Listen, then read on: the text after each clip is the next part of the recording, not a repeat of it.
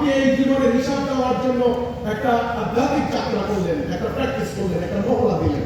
আর একটা হলো আরাফাতের ময়দানে একত্রিত হয়ে জাতির ইমামের নেতৃত্বে আপনারা সমস্যা সমাধানের জন্য আলাপ করবেন, সিদ্ধান্ত নেবেন, সংকট দূর করার জন্য ডিসিশন নেবেন, মুসলমানরা কোথায় কোন সংকটে পড়েছে। তাহলে এটা হলো আপনাদের আরেকটা উদ্দেশ্য। তাহলে জাকাতের উদ্দেশ্য কি? জাকাতের উদ্দেশ্য হচ্ছে অর্থনৈতিক দুরবস্থা দূর করা। আপনি যাদের সম্পদ আছে তারা টাকা দিবেন, যারা দরিদ্র অসহায় তারা সেটা সম্পদ পাবে, তাহলে অর্থনৈতিক অভিশাপ দূর হবে, সাম্য অবস্থা কায়েম হবে, ন্যায় বিচার কায়েম হবে। আর রোজা রাখার উদ্দেশ্য কি? রোজা রাখার উদ্দেশ্য হলো আত্মসংযম, সেলফ কন্ট্রোল। আপনি যেন পশুর মতো ভোগবাদী না হন, আপনি যেন ত্যাগী হন।